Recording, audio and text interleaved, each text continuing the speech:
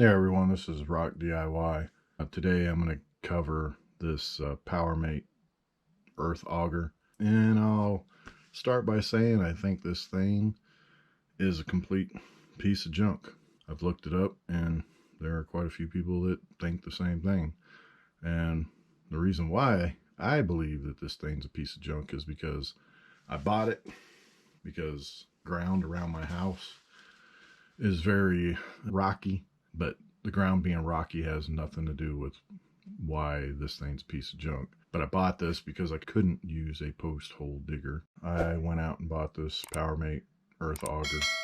It's a 43cc 2-cycle, and this specific model is a PEA 438.2. Just some other basic information about it is that you do have to mix it at a 50-to-1 ratio, and the weight of just the power head is 22 pounds, and the auger bit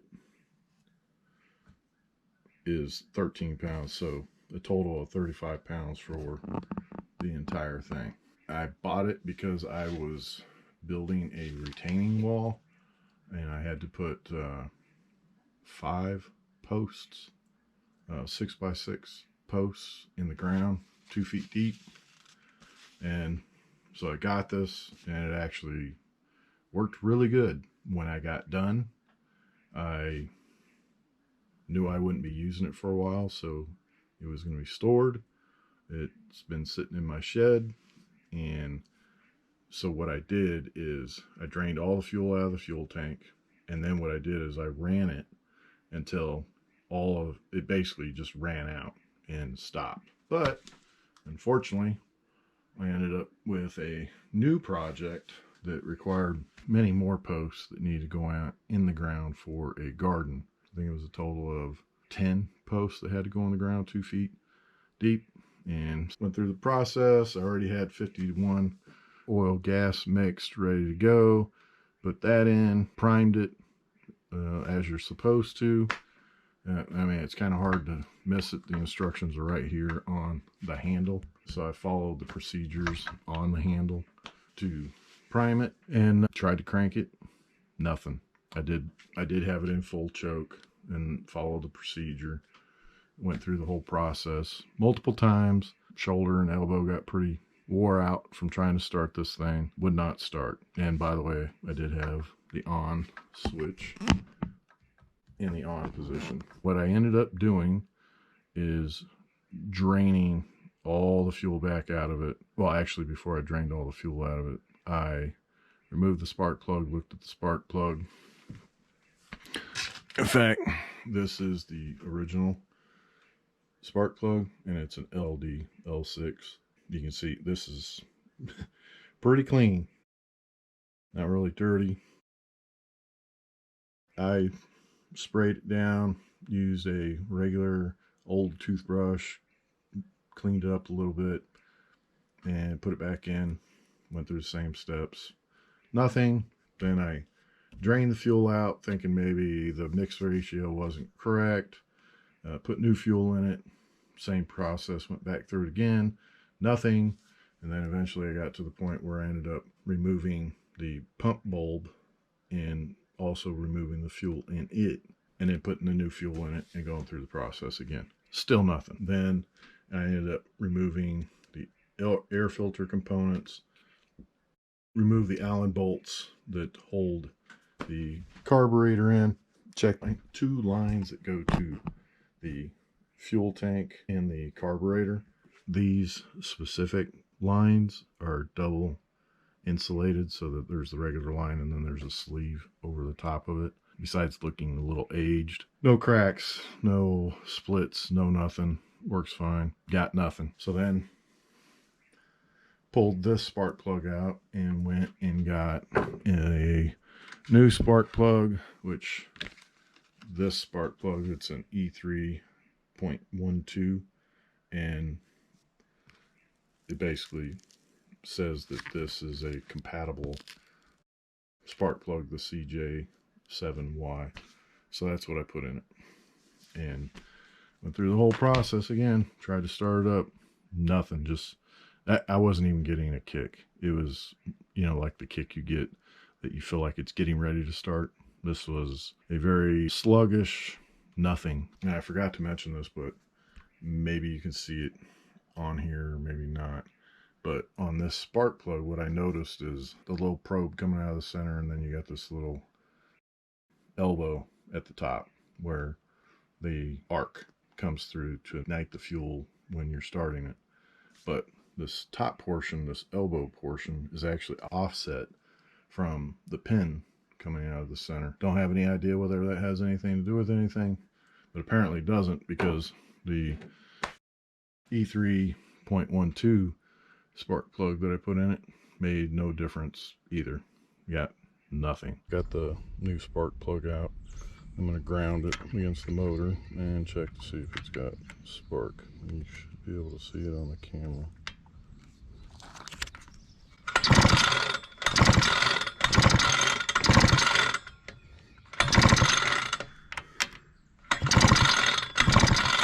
And I can see it's got spark. And just to back up a little bit, so I did check the actual air filter, removed it, cleaned it, wasn't even that dirty. The next thing I did was I took the plug out of the fuel tank that holds the two fuel lines and removed the fuel filter. And this is the fuel filter that was on it. Thought maybe, okay, it's probably clogged up. I don't know why it would be, especially after very limited use. And I put a new fuel filter on the line, and again, nothing. This got really frustrating. I mean, you can look at it, and I haven't cleaned this. This is what it pretty much looked like when I bought it. Looks like it's almost brand new, barely even used. And I cannot get this thing to start whatsoever. So now moving on to my next bit. Here's where I'm at now with this Powermate earth auger. Since I tried to do everything possible to get it running, could not get it to run. Did a lot of research, seen some videos, some forums that talked about issues with, and it wasn't just this Powermate earth auger, it's actually a lot of them where you use them and then you go back to use it and they just won't start. And a lot of people say it's, you know, the gaskets in the carburetor, other stuff. What I ended up doing was I found this online. I bought an entirely new carburetor, and this one is the same as the one that is on the Powermate earth auger. The nice thing, total, this was $18, free shipping, and then I can't recall what the tax was, but it was probably like $22, $23 for all of this. So, new carburetor, and you can see the pump bolts here. The one-way valve is in there, and there's a gasket in here. And I point that out because they send you 2 additional bulbs and 2 additional one-way valves. So in actuality, you get a total of 3. So if you do need to replace any of them, you have these. This is the gasket that will go on here. You get a spark plug. This is a WXL7T. If you read the actual owner's manual, this spark plug isn't even mentioned, so I'm not sure I'm going to use it, or if I can use it, so I'm going to hold on to that. What you also get is some additional fuel line. This is already set up, ready to go. You basically just have to drop it inside your fuel tank. It's already got a fuel filter on it. It's got the grommet on it, and the lines are pre-cut. You just have to push this into the gas tank and make sure it locks in and seals. So along with that, you get 2 additional fuel filters, and then also 2 additional fuel hose grommets, and then you have this extra fuel line as well if you end up needing it. And I believe this is enough to replace both of these lines. So it's the same length as both of those lines together. This will be my new project not rebuilding the carburetor, replacing the carburetor and other components, and hopefully it will run. So the one thing you do want to do before you start going and taking everything apart is confirm that this is exactly the same or similar. Sometimes there's going to be some changes made that come along that aren't on what you have and are on something new that you order. So far from what I can see, everything is pretty much the same here. The only difference is this nut here is shorter on the new one compared to the original one. As far as the top, big thing that stands out is this one here does not have an adjusting screw, and the new one has an adjusting screw with a spring on it. Other than that, the bulb, other than this one being a little aged or yellowish, probably from the heat, that's all the same, and not too much to make note of on the bottom portion, other than what I already said about this adjusting nut for the throttle. But so that's good. Once I put it together, I'll make sure that the gasket that's here it goes on the back side here where this hole is here, and the gasket is reversible, so it goes on just like that. I'm not gonna have to change any of the pump bulbs or the valves. I'm not gonna change the spark plug because the one that's in it is brand new, and the fuel filter, the fuel lines are already set up and ready to go. So I will only need this gasket, the carburetor, and these fuel lines. That's the old spark plug and the old fuel filter. These fuel filters are they're different, but a fuel filter is a fuel filter. No big deal that they look different. I will have all these other parts here as spare, ready to go. So hopefully I get this thing running, and I'll be able to use these parts in the future if I need to, and these parts work. What will need to be done first is the grommet that holds the two fuel lines in. This grommet will need to come out, and then along with the grommet coming out of the fuel tank, you will have to remove the two fuel lines, which I'm not too concerned at this point about damaging because I know I'm replacing them. So the top one is off.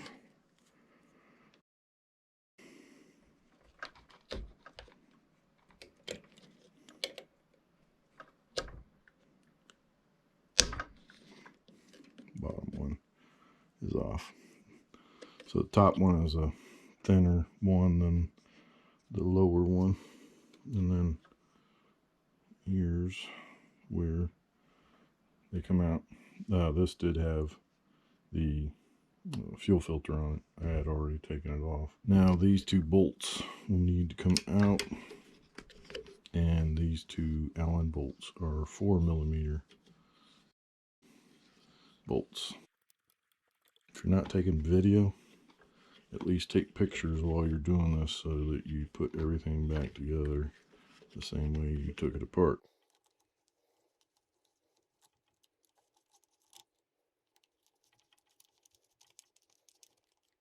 And you'll notice back here, it's a square gasket that's just put in there.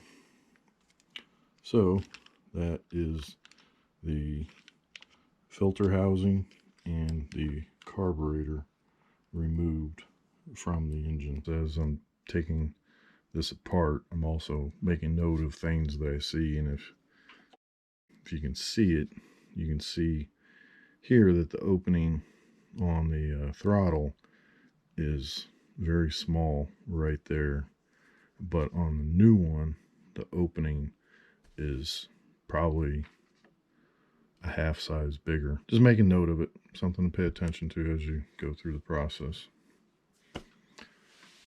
Now what I'm going to do is remove the throttle cable. In order to get the cable off, loosen this nut. After you loosen the nut, what you can do is pull the throttle, and as you pull the throttle, push on this, let it go, and then this pops out, which allows you to remove the throttle cable from the carburetor. Next thing to do is rotate the carburetor until it comes off the throttle cable, since all we're doing is going to replace the carburetor.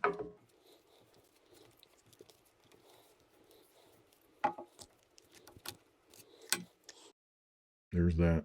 The old carburetor is now off. Now you have to put the new one back on.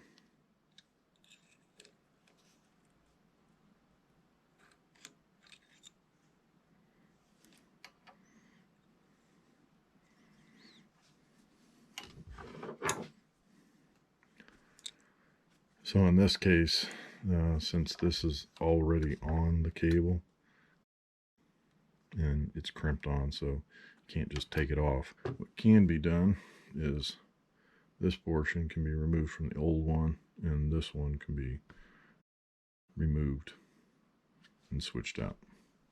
So that's what I'm going to do. This is the old carburetor, and what I'm doing is, well, what I did is I removed the two Phillips head screws on the cable holder.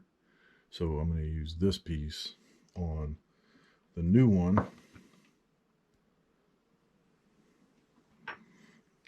And this is the new one. So I'm going to take this piece off and put the old one onto the new carburetor, because it's got the coarse threading on the throttle holder. And so now all I got to do is put the two Phillips screws back into the old throttle cable holder on the new carburetor. Here we are with the new carburetor with the old cable holder. It has the coarse threading, so now we'll be able to put this throttle cable back on, or not back on, put it on the new carburetor. And I will more than likely have to make some adjustments on this.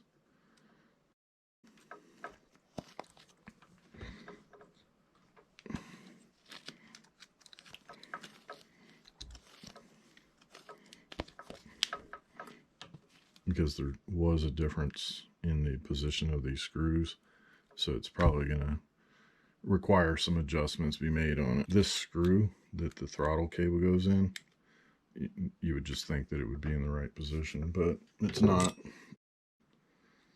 Thought maybe that was going to be another issue, but basically it just needs to be turned so that this stopper on the end can actually go inside of it.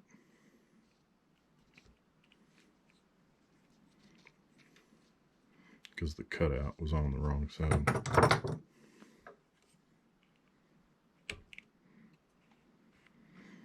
Alright, so there we go. It's in position. Can almost guarantee that I will have to make some adjustments here, but we'll get to that later. Go ahead and put these on now. The lower one here will have the filter on it.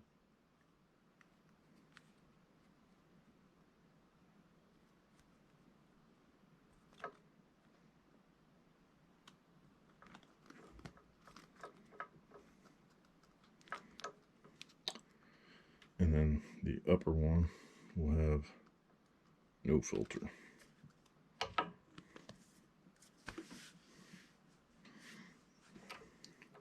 And then this will be fed back into the fuel tank and hopefully lock in where it needs to be.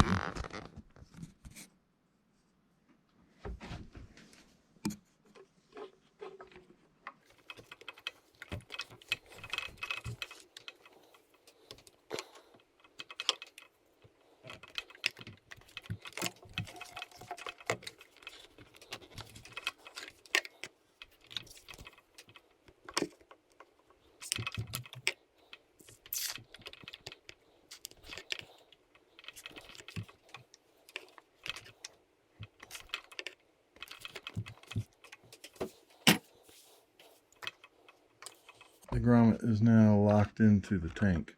Thought I had it and then it popped right back out. You definitely want to make sure that this is sealed because you don't want fuel getting all over the auger while you're using it. So that part is done. Lines are hooked up. Now we need to put the gasket on. You can see the difference in the gaskets. This one's got a slot. This one's got 2 holes, which makes this one reversible.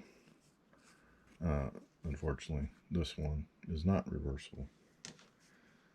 And you do have to make sure that when you put this gasket on, that it goes on like this,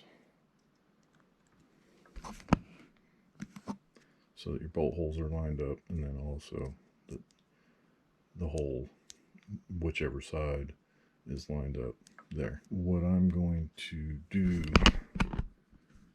now is put the air filter housing back on because it'll make it easier also to put this gasket on. So I'm going to slide these Allen bolts all the way through and put the gasket on.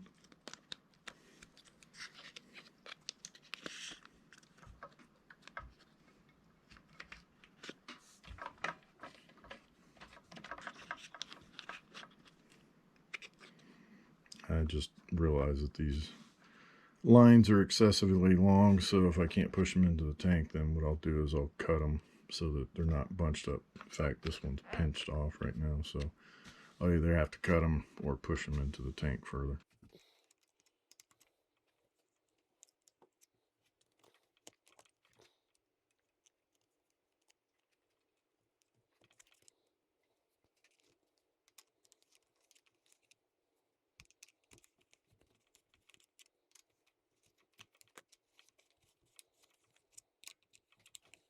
I'm just going to go back and forth between these Allen bolts until I get it seated and then tighten it down.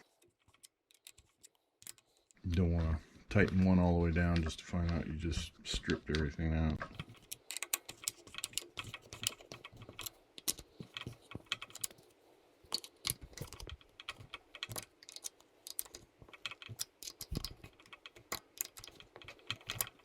These fuel lines are definitely going to have to be cut or pulled further into the grommet or cut off on this end.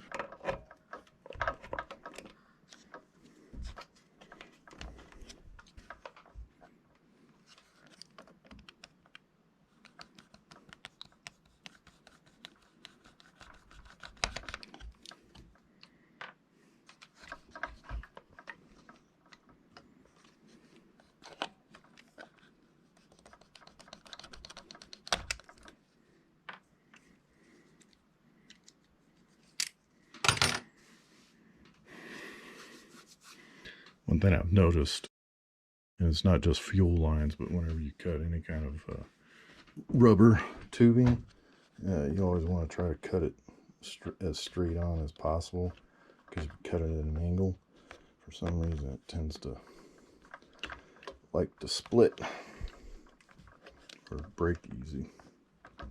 So try to cut them straight on.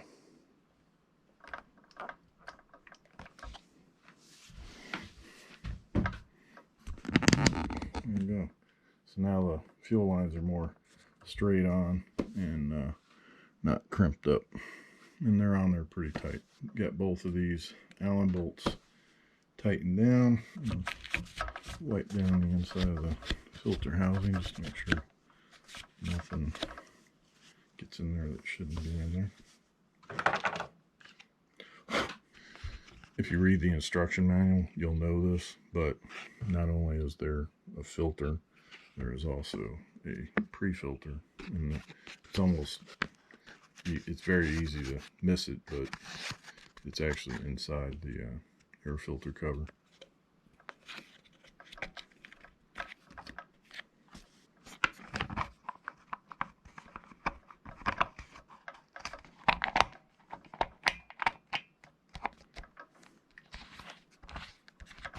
All right, so everything is back together.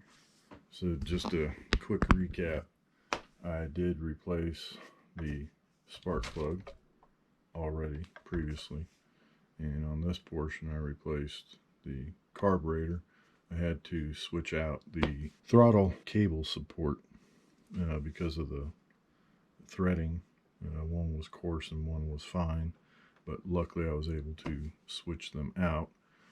Put a new fuel filter in, new grommet, new fuel lines. Had to cut the fuel lines because they were way too long. And then, even though I put this filter housing back on, I can access the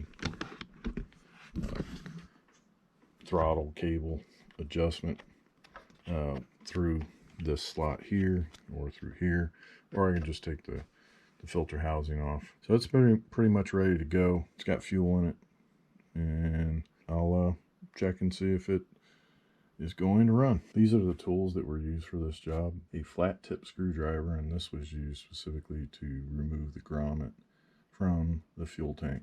Not necessarily that you have to use a flat tip screwdriver, but you may find it easier to use this. Just be careful, especially if you need to reuse the grommet, because a flat tip screwdriver could tear it up. This is a 4mm Allen wrench, and that was used to remove the 2 long Allen bolts that were through the air filter housing, through the carburetor into the engine. A 10mm wrench, and that was used to loosen the throttle cable. These are a set of needle nose pliers. These were used to help remove the fuel line from the carburetor. And then a small cross tip screwdriver was used to switch out the throttle cable adjuster. This one was on the new one, and so they're basically flip-flopped. And so you'll need a cross tip screwdriver for these 2 screws to be removed to remove the throttle cable adjuster.